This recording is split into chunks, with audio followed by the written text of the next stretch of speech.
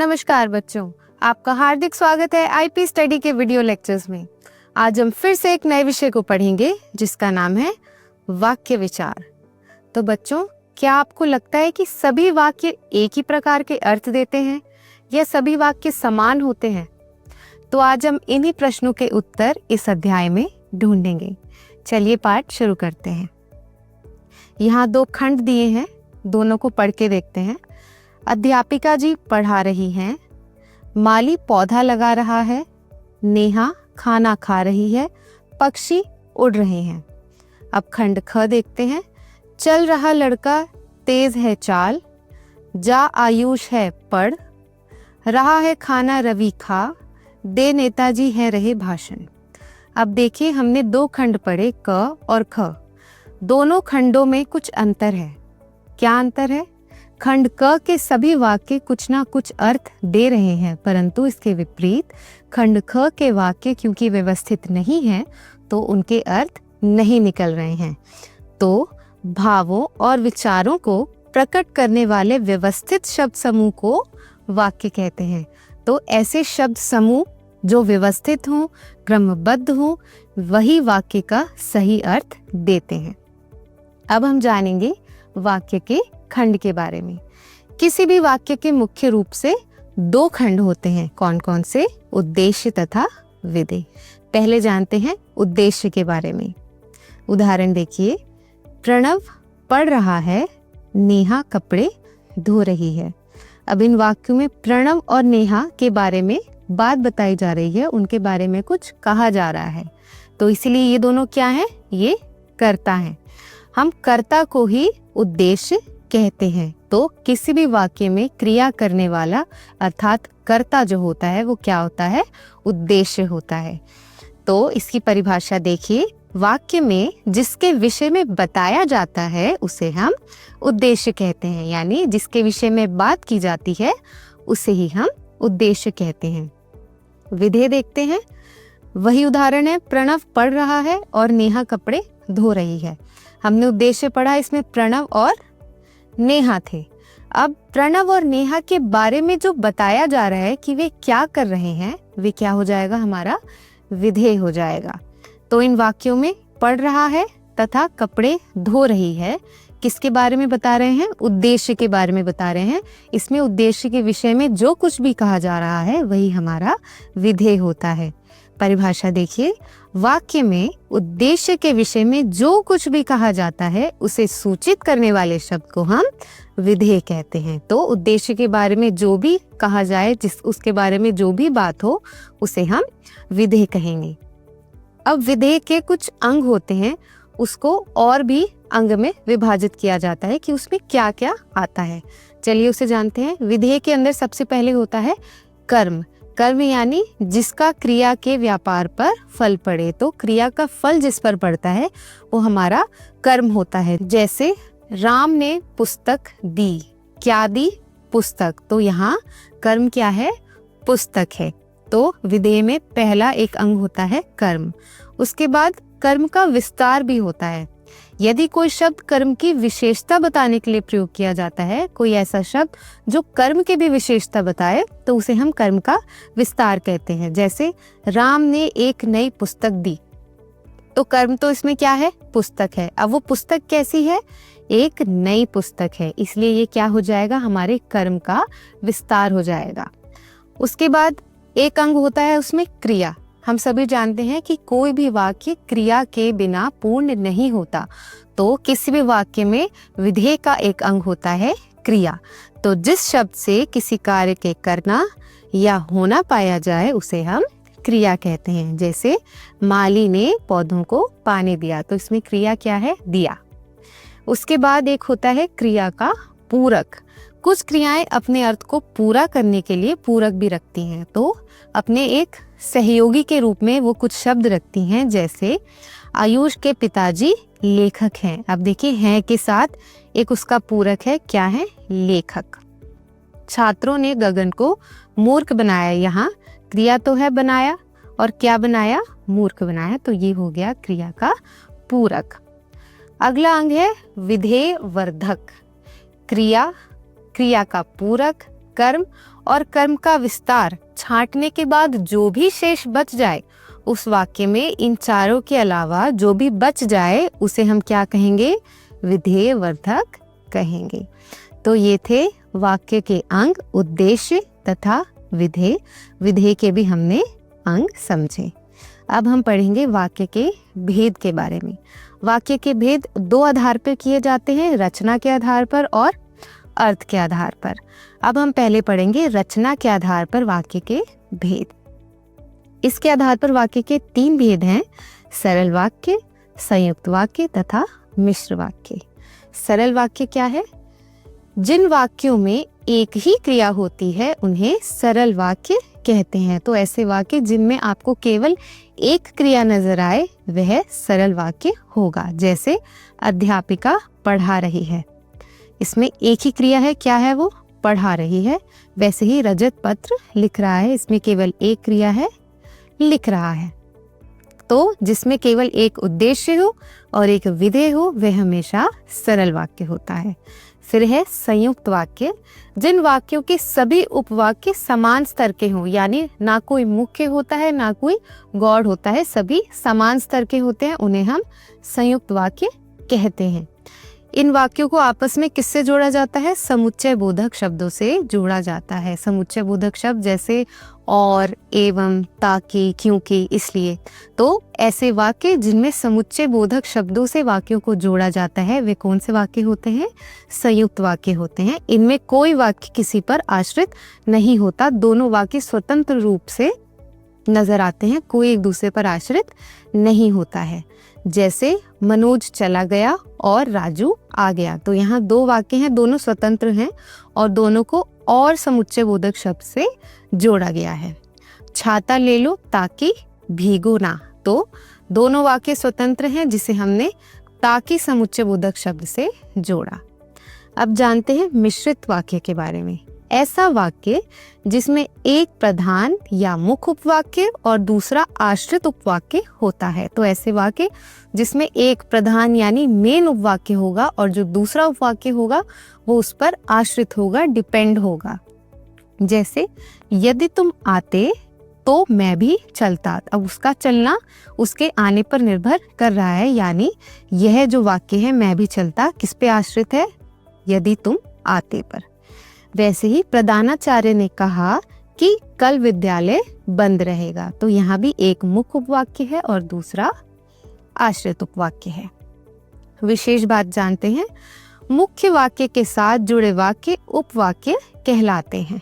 मिश्रित वाक्य में एक प्रधान उपवाक्य तथा एक या एक से अधिक आश्रित वाक्य होते हैं। तो जरूरी नहीं कि उसमें एक ही आश्रित उपवाक्य होगा, एक से ज्यादा आश्रित उपवाक्य भी हो सकते हैं। तो ये थे रचना के आधार पर वाक्यों के भेद, कौन कौन से? सरल वाक्य, संयुक्त वाक्य तथा मिश्रित वाक्य।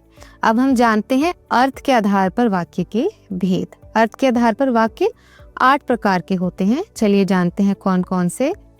विधानवाचक, निषेधवाचक, आज्ञावाचक, प्रश्नवाचक, विस्मयवाचक, संदेहवाचक, इच्छावाचक तथा संकेतवाचक। अब अर्थ के आधार पर ये 8 भेद है, एक एक करके इन्हें समझते हैं।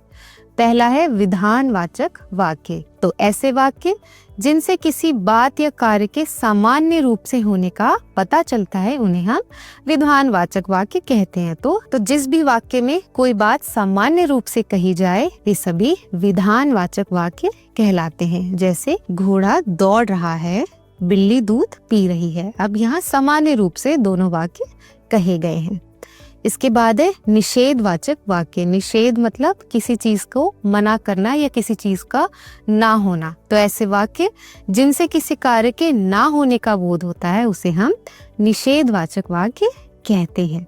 जैसे आयुष पढ़ नहीं रहा। अब देखिए यहाँ नहीं किसका संकेत दे रहा है कि ये निषेधवाचक वाक्य है। माताजी सो नहीं रही हैं, यहाँ भी नहीं आ गया, तो ये कौन सा वाक्य है? निषेधवाचक वाक्य। इन वाक्यों में आपको नहीं, ना जैसे वाक्य जैसे शब्द दिखेंगे। इसके बाद है विस्मयवाचक वाक्य। ऐसे वाक्य जिनसे विस्मय, हर्ष, शोक, भय, घृणा, क्रोध आदि जैसे भाव प्रकट होते हैं उन्हें हम विस्मयवाचक वाक्य कहते हैं। तो जिन भी वाक्य में आपको कोई भाव प्रकट होते नजर आए, चाहे वे हर्ष के हों, उल्लास के हों, विस्मय के हों, आश्चर्य के हों, वे सभी विस्मयवाचक वाक्य होते हैं। जैसे उफ कितनी गर्मी है। अब यहाँ उफ हो गया हमारा किसकी पहचान? विस्मयवाचक वाक्य की पहचान। वैसे ही छी कितनी बदबू है, तो इसकी एक और पहचान है कि यहाँ विस्मयवाचक शब्द के साथ आपको विस्मय बोधक चिन्ह भी देखने को मिलेगा। अगला भेद है संदेहवाचक वाक्य, जहां संदेह प्रकट हो, शंका प्रकट हो।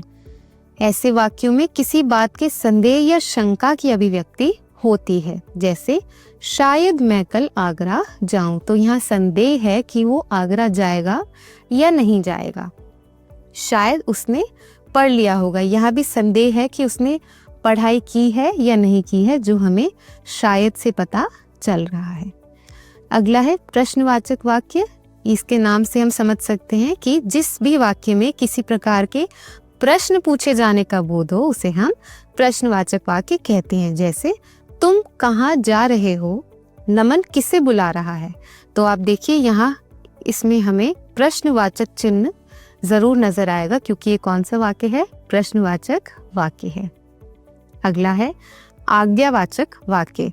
ऐसे वाक्य जिनसे आज्ञा, प्रार्थना, अनुमति, निवेदन, आदेश आदि का पता चलता है, उन्हें हम आज्ञावाचक वाक्य कहते हैं। तो ऐसे वाक्यों में आपको आज्ञा नजर आएगी, या कोई प्रार्थना करता नजर आएगा, या कोई आदेश देता नजर आएगा। जैसे तुम स्कूल जाओ, ये क्या है? आदेश दिया जा रहा है कि तुम स्कूल जाओ। जाओ जाकर पानी भर लाओ, यहाँ भी हमें आदेश नजर आ रहा है। तो ये क्या हो गए? आज्ञावाचक वाक्य। फिर है इच्छावाचक वाक्य। जिन वाक्यों में किसी तरह की इच्छा, आशा, शुभकामना आदि प्रकट हो, उन्हें हम इच्छावाचक वाक्य कहते हैं। जैसे ईश्वर तुम्हें लंबी आयु दे, ये क्या है? किसी को हम शुभकामना दे रहे हैं, किसी के लिए हम प्रे कर रहे हैं कि ईश्वर तुम्हें लंबी आयु दे। वैसे ही भगवान तुम्हारा भला करे। तो ये सभी क्या है? इच्छावाचक वाक्य। फिर है संकेतवाचक वाक्य। जिन वाक्यों में एक कार्य का होना दूसरे कार्य के होने पर निर्भर करता है, उसे हम संकेतवाचक वाक्य कहते हैं। यानी एक वाक्य का होना किस पे डिपेंड करेगा? दूसरे वाक्य पर। जैसे यदि वह आता तो मैं चलता, तो उसका आना और उसका चलना एक दूसरे पर निर्भर करता है। परिश्रम करोगे तो सफलता मिलेगी, तो सफलता किस पर निर्भर कर रही है? उसके परिश्रम करने पर। तो यहाँ हो गया हमारा संकेतवाचक वाक्य। तो हमने अब 8 प्रकार और पढ़ लिए वाक्य के अर्थ के आधार पर। अब देखते हैं कि रचना के आधार पर हम वाक्यों का परिवर्तन कैसे कर सकते हैं। पहले जानते हैं सरल वाक्यों से हम संयुक्त वाक्य कैसे बना सकते हैं। तो हमने जाना कि संयुक्त वाक्य में हम वाक्यों को किससे जोड़ते हैं? समुच्चय बोधक शब्दों से। तो इसी नियम को ध्यान रखकर हम परिवर्तन सीखते हैं। सरल वाक्य है मनोज आकर चला गया। अब जब हम इसे परिवर्तित करेंगे तो हो जाएगा मनोज आया और चला गया, और एक समुच्चय बोधक शब्द है। एक और उदाहरण देखिए, तोता पिंजरे में बैठकर फल खा रहा है। ये एक सरल वाक्य है। तोता पिंजरे में बैठा है और फल खा रहा है। तो हमने क्या किया? यहाँ और लगाकर उसे संयुक्त वाक्य में परिवर्तित कर दिया। अब देखते हैं सरल वाक्यों से मिश्रित वाक्य कैसे बना सकते हैं। उदाहरण है समझदार व्यक्ति शांत रहता है। ये एक सरल वाक्य है। जब परिवर्तन कर देंगे तो क्या हो जाएगा? जो व्यक्ति समझदार होता है वह शांत रहता है। तो इसमें क्या है? एक मुख्य उपवाक्य है और दूसरा मुख्य पे आश्रित उपवाक्य है। एक और उदाहरण देखते हैं, शायद हम अप्पू घर देखने जाएं। हो सकता है कि हम अप्पू घर देखने जाएं। तो एक यहाँ पर क्या है? मुख्य उपवाक्य और दूसरा आश्रित उपवाक्य। अब देखते हैं संयुक्त वाक्य से हम सरल वाक्य कैसे बना सकते हैं। संयुक्त वाक्य है उसने खाना खाया और पढ़ने बैठ गया। यहाँ और हमें बता रहा है कि एक संयुक्त वाक्य है। सरल में क्या होगा? वह खाना खाकर पढ़ने बैठ गया। एक और उदाहरण है, जब वह गांव गया वह बीमार हो गया। सरल में क्या हो जाएगा? वह गांव जाकर बीमार हो गया। तो यहाँ पर एक क्रिया है, एक उद्देश्य है और एक विधेय है, इसलिए ये सभी सरल वाक्य हैं। अब जानते हैं संयुक्त वाक्य से मिश्रित वाक्य हम कैसे बना सकते हैं। उदाहरण देखिए, संयुक्त वाक्य है सभा समाप्त हुई और सब लोग चले गए। मिश्रित में कैसे लिखेंगे? जैसे ही सभा समाप्त हुई वैसे ही सब लोग चले गए। तो सब लोगों का जाना किस पर निर्भर कर रहा था? सभा समाप्त होने पर। सीमा की बातें सुनकर आंखें भर आई, ये क्या है? एक संयुक्त वाक्य है। मिश्रित में हो जाएगा सीमा ने ऐसी बात सुनाई कि आंख भर आई। तो उसकी आंखें भरना किस पर निर्भर था? उसकी बातें सुनने पर। तो ये तो था कि हम रचना के आधार पर वाक्यों का परिवर्तन कैसे करते हैं। अब जानते हैं कि अर्थ के आधार पर भी हम वाक्य परिवर्तन कर सकते हैं। एक ही वाक्य को सारे भेदों में परिवर्तित किया गया है। जैसे विधानवाचक का वाक्य है ध्रुव दरियागंज जा रहा है, ये एक विधानवाचक वाक्य है, सामान्य वाक्य है। निषेध में ये हो जाएगा ध्रुव दरियागंज नहीं जा रहा है, यहाँ नहीं शब्द से निषेधवाचक वाक्य हो गया। विस्मय में अरे ध्रुव दरियागंज जा रहा है, यहाँ विस्मय विस्मयबोधक चिन्ह और शब्द। अगला है संदेहवाचक, शायद ध्रुव दरियागंज जा रहा है, यहाँ शायद जो है संदेह प्रकट कर रहा है। फिर है आज्ञावाचक, ध्रुव दरियागंज जाओ। देखिए यहाँ आदेश दिया गया कि ध्रुव दरियागंज जाओ। फिर है संकेतवाचक, माँ कहती तो ध्रुव दरियागंज जाता। अब माँ के कहने पर उसका दरियागंज जाना निर्भर करता है। फिर है इच्छावाचक, ध्रुव को दरियागंज जाना चाहिए, ये इच्छा प्रकट की गई है। और आखिरी प्रश्नवाचक, क्या ध्रुव दरियागंज जा रहा है? तो यहाँ प्रश्न पूछा गया तो ये परिवर्तित हो गया प्रश्नवाचक वाक्य में। एक बार सारांश रूप में देखते हैं हमने क्या क्या पढ़ा। भावों और विचारों को प्रकट करने वाले व्यवस्थित शब्द समूह को हम वाक्य कहते हैं। वाक्य में जिसके विषय में बताया जाता है वो क्या होता है? उद्देश्य होता है। और वाक्य में उद्देश्य के विषय में जो कुछ भी कहा जाता है उसे हम विधेय कहते हैं। अब वाक्यों को दो आधार पर बांटा जाता है, रचना के आधार पर और अर्थ के आधार पर। रचना के आधार पर 3 भेद, सरल, संयुक्त और मिश्रित। अर्थ के आधार पर 8 भेद, विधानवाचक, निषेधवाचक, आज्ञावाचक, प्रश्नवाचक, विस्मयवाचक, संदेहवाचक, इच्छावाचक और संकेतवाचक। तो आज हमने वाक्य के अलग अलग रूपों के बारे में पढ़ा। अगली वीडियो में हम फिर से एक नए विषय को जानेंगे और अपनी भाषा को समृद्ध बनाएंगे। आज की कक्षा यहीं समाप्त करते हैं। पढ़ते रहिए, सीखते रहिए और मुस्कुराते रहिए। धन्यवाद।